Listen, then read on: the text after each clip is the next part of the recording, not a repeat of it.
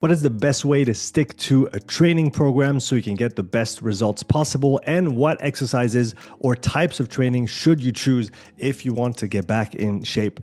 This weekend, I had the chance to meet up with some friends, and Pete had a question for me regarding a training plan. And he said, we should sit down, you should write down a training plan for me.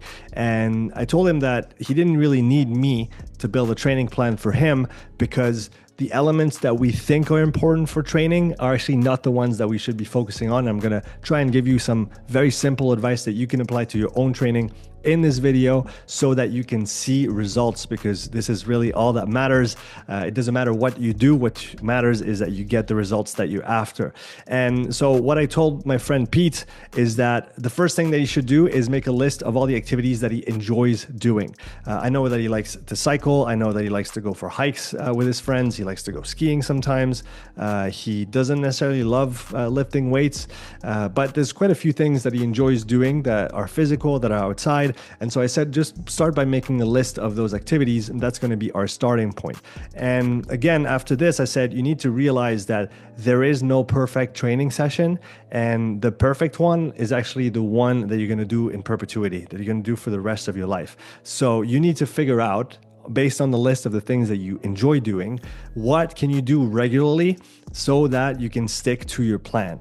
Because a training plan is more about building a habit, a good one, obviously, with exercise, with physical activity. It's more about building a habit than picking the right exercise.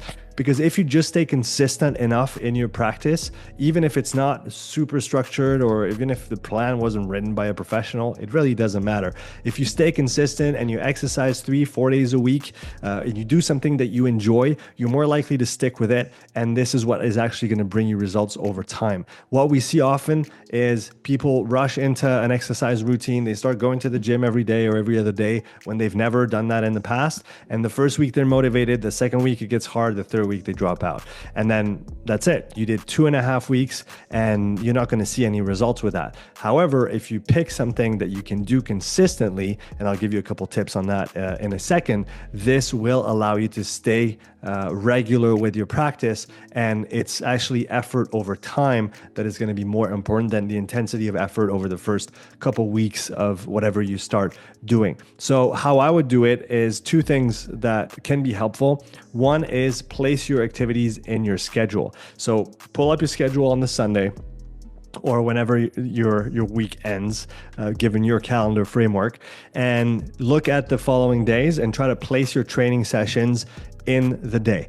I'm lucky enough to work from home. So what I do in the morning is I wake up, I have breakfast with our son, then he goes to school. I take the dog out for a walk, usually 45 minutes, and then I train, and then I start work. So I start work a little bit later, but then I'll work a little bit later in the day as well. But that way I know that all of my activities, if I do nothing else for the rest of the day, I walked for almost an hour and then I exercise for an hour, whether it's strength training, whether it's on the bike, on the ski erg, it doesn't really matter. The point is I schedule my workouts and then I make a priority to get them done, because I know that I'm going to feel better if I stick to my exercise routine. So find whatever works for you. If it's in the morning before work, so be it. If it's on the lunch break with some colleagues, that's a good idea as well. If it's after work, that can work as well. But try and think of the best framework that's going to allow you to be consistent, right? The biggest resistance that you're going to find is when you're tired, when you don't want to, when you've had a bad day at work.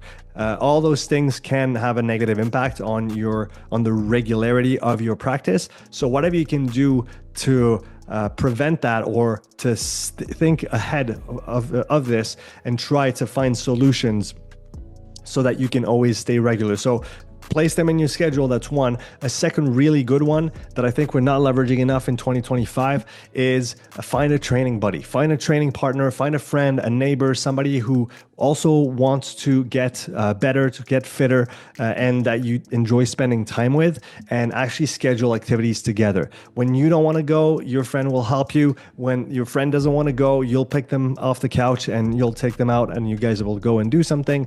And I think that's a really great way to do something something, you'll build a better friendship and you'll spend some good moments. And oftentimes time passes much, much faster if you're having fun with someone else, if you're talking, than if you have to strain yourself to doing something by yourself. Some people love doing work on their own.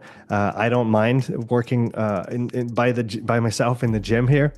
But if you can have people around and if that can help you stay consistent, I think that's a great thing. Now, when it comes to which exercises to do, I told you that there wasn't a perfect session.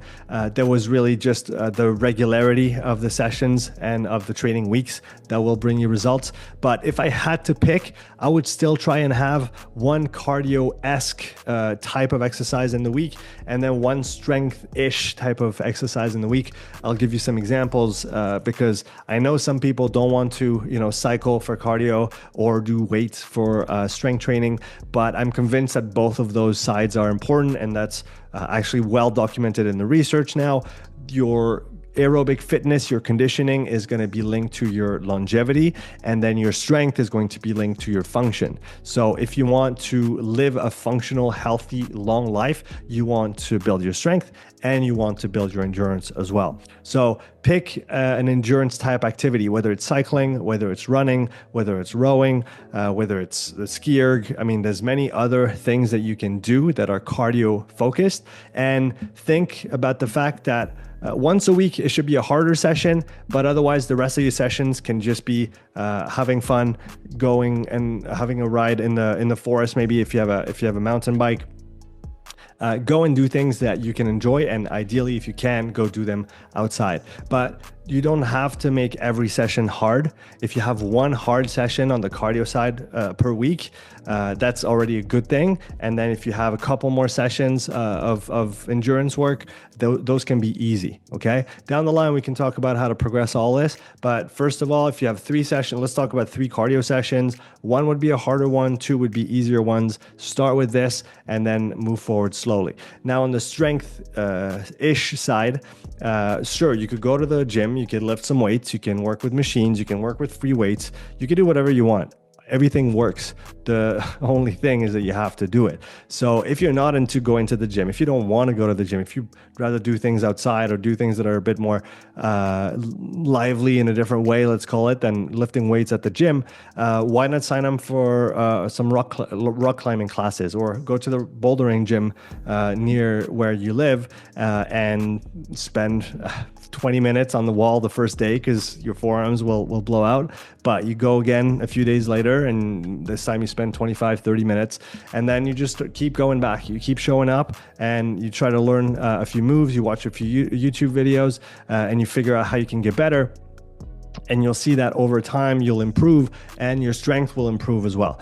I think that we don't have to do strength training per se, but you should practice activities that are going to build your strength and build some muscle mass as well, because again, these are very important components of longevity and especially function in your later years and just your health in general, right? If you have muscle mass and you have a good endurance, you're going to be in the best setting possible to be a healthy and fit individual.